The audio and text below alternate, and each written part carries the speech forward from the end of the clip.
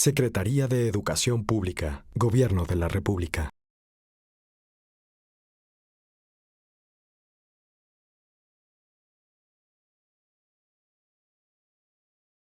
El secretario de Educación Pública, maestro Aurelio Nuño Mayer, dirigirá algunas palabras.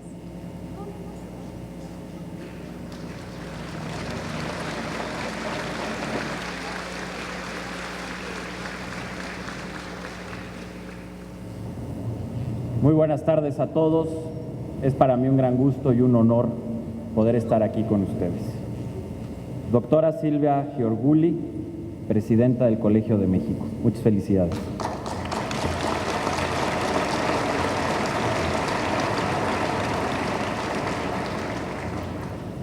Doctor Javier García Diego, presidente saliente, también muchas felicidades, doctor.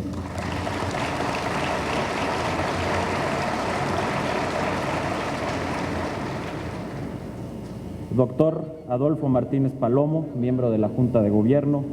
Doctor Enrique Cabrero Mendoza, director del CONACYT. Honorables miembros de la Junta de Gobierno del Colegio de México. Doctor Eduardo Bárcena, secretario general de la UNAM, gracias por estar con nosotros. Maestro José Carreño Carlón, director del Fondo de Cultura Económica, Pepe. Directores, profesores, investigadores, alumnos del Colegio de México, funcionarios, subsecretarios que me acompañan. Me siento muy honrado de participar en la ceremonia de renovación de la presidencia de una de las instituciones más importantes de la educación superior en México. Templo de la alta cultura mexicana, como alguna vez lo llamó Salvador Novo. Y efectivamente, como lo refirió el doctor García Diego, no únicamente tuve la oportunidad desde muy joven, desde muy niño, de poder conocer a esta institución y de pasar efectivamente muchas horas en este edificio espectacular, obra del arquitecto Teodoro González de León, a quien aprovecho saludar.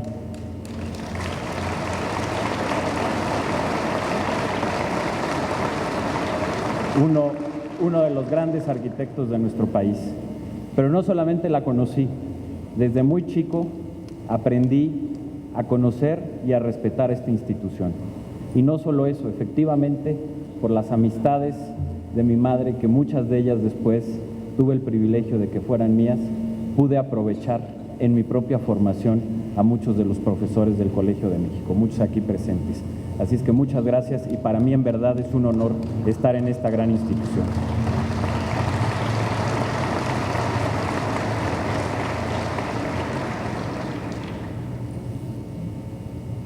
Y es precisamente en instituciones como el Colegio de México en las que pensamos cuando hablamos en una educación pública, laica y de calidad. Reciban todos ustedes, a través mío, el saludo que envía el presidente de la República y la felicitación efusiva que me ha pedido transmitirles por su diaria contribución al engrandecimiento de nuestro país. Desde su origen, en esta institución convivieron dos tendencias que se nutrieron y enriquecieron mutuamente. Tendencias que se desprendieron de las diferentes personalidades de sus fundadores, Daniel Cosío Villegas y Alfonso Reyes. Daniel Cosío Villegas, el intelectual público, con sus escritos ejerció la crítica, pero también la construcción de instituciones que aportaron soluciones a los grandes problemas nacionales.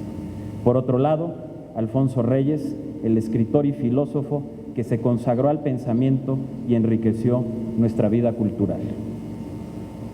Como lo mencionó el doctor García Diego en su participación, no hay duda que a todos nos orgullece uno de los momentos más sobresalientes de la política exterior del siglo XX, el asilo que el presidente Lázaro Cárdenas brindó a los intelectuales republicanos obligados a huir de su país por la guerra civil. Daniel Cosío Villegas refiere en sus memorias cómo decidió invitar a los intelectuales españoles de manera temporal a residir en nuestro país para que pudieran continuar con sus tareas universitarias mientras concluía la guerra civil. Afortunadamente para México, su estancia no fue temporal, sino permanente. Desde ese momento de dignidad y decoro, nace lo que se llamó la Casa de España en México. José Gaos, León Felipe, Joaquín Xirau estaban entre los primeros integrantes de esta institución. Ya para 1940, la Casa de España en México se había transformado en lo que hoy conocemos como el Colegio de México. Para entonces, Alfonso Reyes había desempeñado numerosas tareas diplomáticas y había publicado varios de sus libros. Por su parte, Daniel Cosío Villegas ya había creado la Escuela Nacional de Economía, el Trimestre Económico, que es la revista económica más antigua de América Latina, y por supuesto el Fondo de Cultura Económica. Ambos enriquecieron y moldearon a esta institución a lo largo de su historia. Por un lado, tareas estrictamente intelectuales, herencia de Alfonso Reyes, y por el otro, contribuciones significativas a la vida pública mexicana, herencia de don Daniel Cosío Villegas. Fue aquí en esta institución, en 1951, donde José Gaos preparó la primera traducción al español del Ser y el Tiempo de Martin Heidegger. Fue también aquí, en el Colegio de México, donde don Luis González y González publicó Pueblo en Vilo, que inició los estudios de microhistoria en nuestro país. Antonio Alatorre, profesor investigador de esta casa, escribió aquí también esa obra fundamental de filología, Los 1001 años de la lengua española. Y qué decir de las notables obras colectivas del colegio, como la Historia General de México o el Diccionario del Español de México. Fue en esta institución, en 1953, donde se fundó la sección de estudios orientales, hoy el Centro de Estudios de Asia y África, primer departamento académico en Latinoamérica dedicado al estudio interdisciplinario de los países de Asia y África. Fue Víctor Urquidi, presidente de esta institución, el representante mexicano en las negociaciones de Bretton Woods y uno de los pioneros de los estudios del medio ambiente en México. A la postre, la personalidad del doctor Urquidi influiría sensiblemente en esta institución, ya que durante su gestión se modernizaron y ampliaron los campos de estudio de las ciencias sociales mexicanas. En el plano de la vida pública, fue aquí donde, por inspiración del trabajo de dos eminentes profesores, el doctor Gustavo Cabrera y por supuesto el mismo doctor Urquidi, nació la idea del Consejo Nacional de Población y las primeras políticas públicas de control demográfico en México. Aquí nacieron también los primeros estudios migratorios del país, de la mano de Jorge Bustamante, quien fuera relator especial de las Naciones Unidas para Derechos Humanos de los Migrantes. Además, el modelo educativo del Colegio de México ha inspirado y ha sido semillero para la creación de otros centros de investigación de muy alto nivel en nuestro país. De igual manera, esta institución ha formado a profesionistas y servidores públicos de excelencia. Entre sus egresados se encuentran innumerables embajadores de México a lo largo y ancho del mundo. En esta administración, 10 egresados del Colegio de México son embajadores. Y aprovecho aquí para saludar al embajador Bernardo Sepúlveda, ex canciller y por supuesto también miembro muy destacado de esta comunidad.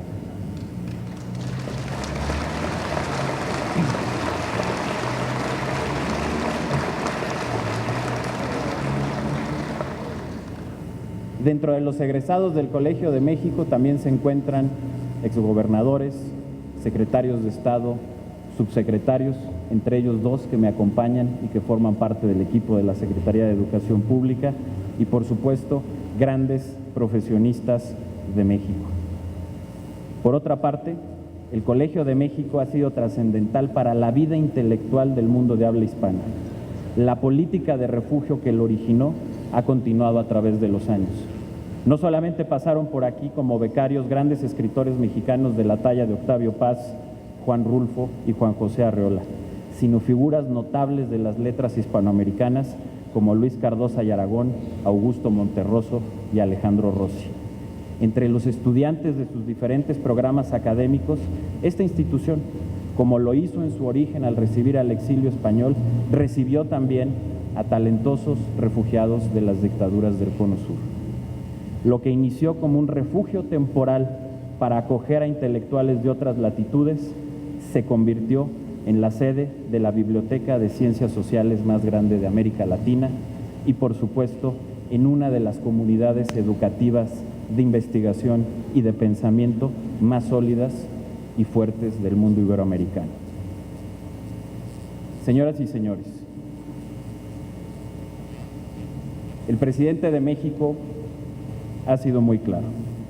La prioridad de este gobierno es la educación.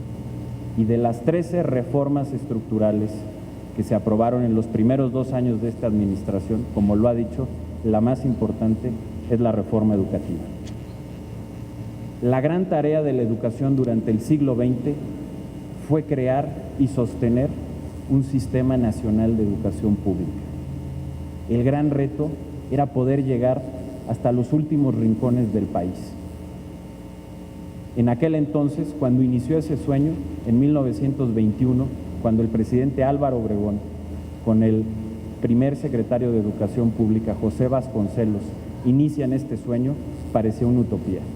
En ese entonces, en México, apenas se superaba el 10% en cobertura de primaria y la cobertura en el resto de los niveles educativos era prácticamente nula.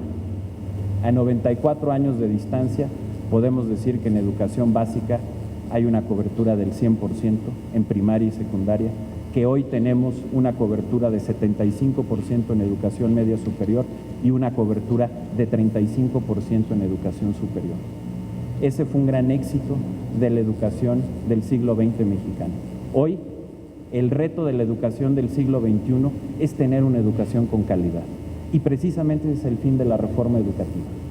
Se modificó el artículo 3 de la Constitución para otorgar el derecho a todos los niños, las niñas y los jóvenes de México a tener una educación de calidad. Y ahora el reto de la implementación de la reforma es que pasemos de la ley a la práctica con este nuevo designio que nos da la Constitución. Y por ello, en la reforma educativa, lo que estamos haciendo es poner en el centro del sistema educativo a la escuela. Previo a la reforma educativa, las escuelas y los alumnos estaban al servicio del sistema educativo, estaban al servicio de las burocracias, estaban al servicio del sindicato. Hoy, la reforma educativa nos permite cambiar esa lógica, nos permite que sea el sistema educativo el que esté al servicio de las escuelas y de los estudiantes de México. Por ello, el centro de la educación, y lo repito porque la reforma es un proceso largo, complejo y complicado, pero el centro y la esencia es que llevemos y logremos tener esa educación de calidad para todos los niños y las niñas de México.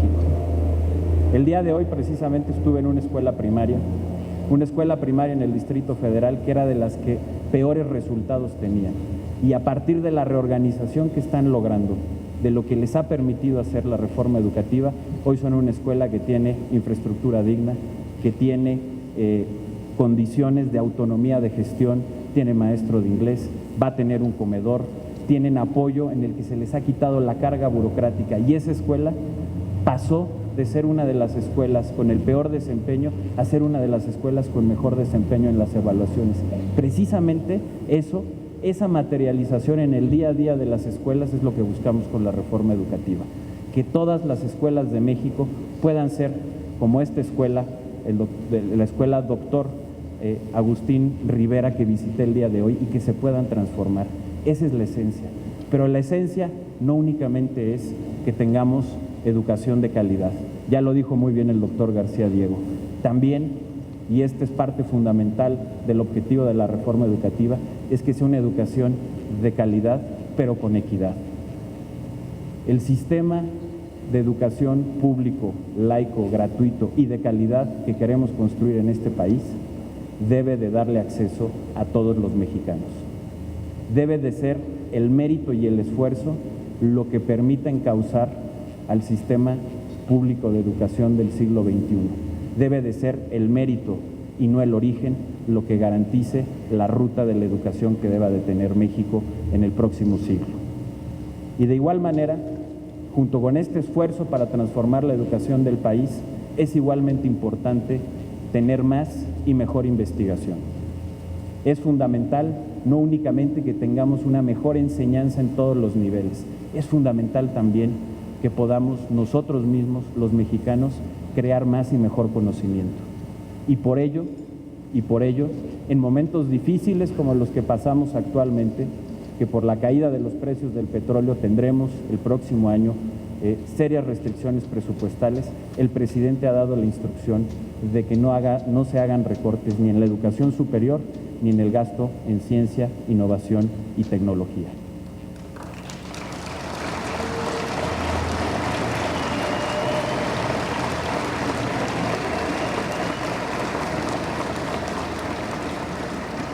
Por eso mismo,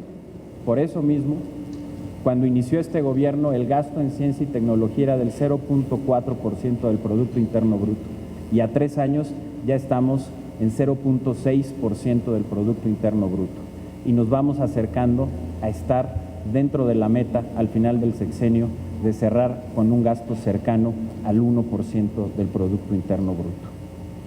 Y finalmente, toda esta educación de calidad y esta capacidad de generar conocimientos e investigación debe de tener un impacto en el bienestar económico del país, de los mexicanos y de las familias mexicanas. Debe de impactar y ayudar a que el crecimiento regional del país y las vocaciones de desarrollo regional que tenemos en nuestro país se fortalezcan a través de una educación de calidad y de una base de conocimiento que nos permita ir transitando de una economía manufacturera e industrial a una economía del conocimiento. Y por ello, no exagero cuando digo que en el gobierno tenemos en mente, cuando hablamos de esta transformación educativa, tenemos en mente al Colegio de México. Esta institución es una institución que imparte una educación de inmensa calidad, sin duda una de las más altas calidades, no solo de México, sino del mundo, pero que también lo hace con una gran equidad. Ya lo mencionaba también el doctor García Diego. En esta institución, lo único que cuenta es el mérito, el esfuerzo y el talento. Ninguna otra restricción, ni de origen ni económica, impide que los estudiantes estén en esta gran institución. De igual manera, ustedes son referente no solo nacional, sino internacional en la generación de contenido, en su capacidad de investigación y de generar nuevos contenidos. Lo han hecho a lo largo de sus 75 años de historia y lo siguen haciendo. Y finalmente, también ustedes son un ejemplo de cómo han logrado vincular a su institución educativa, a su calidad de enseñanza y a su calidad de investigación con el mercado laboral. He hecho aquí una rápida enumeración de la inmensa cantidad de extraordinarios profesionistas que ustedes han llevado a las más altas tareas del servicio público o del servicio privado. Por ello, cuando hablamos de este sistema de educación público, laico, gratuito, de calidad y con equidad, tenemos en mente el Colegio de México. Y el Colegio de México es un referente de que sí es posible, de que así como en el año 21 Obregón y Vasconcelos tuvieron la utopía de crear ese sistema y llevarlo hasta los últimos rincones del país, hoy es posible que todo México pueda llegar a tener una educación con los estándares y los parámetros que tienen aquí en el Colegio de México. Y por ello, y precisamente por ello, el presidente de la República y el secretario de Educación vamos a seguir apoyando a esta noble institución. La vamos a seguir apoyando para que ustedes puedan seguir apoyando a México y sepan que cuentan con el respaldo del presidente, del secretario de Educación y de todo el gobierno federal.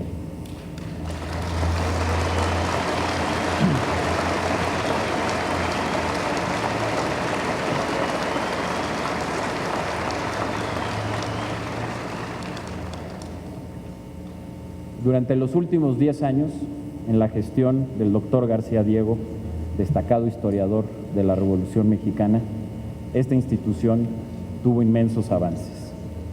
Sin duda, tuvo grandes avances y éxitos en lo administrativo, que es fundamental, ya lo relataba el doctor García Diego, importantes incrementos presupuestales, un gran programa de jubilación que puede ser un ejemplo para muchas instituciones de educación superior en este país. Por supuesto, la ampliación que próximamente estaremos inaugurando de esta hermosa biblioteca, también obra aquí del arquitecto González de León. Y por supuesto, otros muchos éxitos que tuvo. La historia mínima, por supuesto, haber impulsado la creación de los seminarios de los grandes problemas de México, que se han convertido esos volúmenes en referentes para el quehacer de las políticas públicas de este gobierno, sin lugar a dudas. En fin, muchos éxitos, doctor. Yo le quiero felicitar, transmitirle una felicitación de parte del presidente de la República y desearle lo mejor de los éxitos en su vida académica, que sé que continuará con mucha energía y con trabajos de gran calidad como siempre. Felicidades, doctor.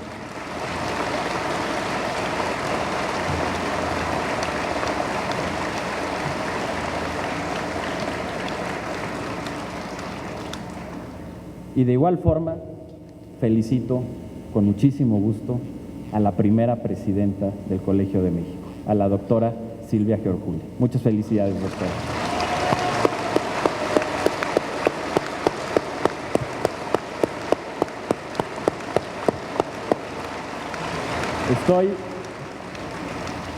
Estoy seguro que usted tendrá una presidencia de excelencia, como ha sido toda su carrera académica. Y quiero reiterarle aquí que cuenta con el secretario de Educación para que podamos seguir, como lo dije hace un momento, apoyando esta institución, para que ustedes puedan seguir apoyando a México, puedan seguir apoyando a los estudiantes mexicanos, a los investigadores mexicanos, a los profesionistas mexicanos, y que juntos podamos seguir construyendo un país más libre, más justo y más próspero. Muchas gracias.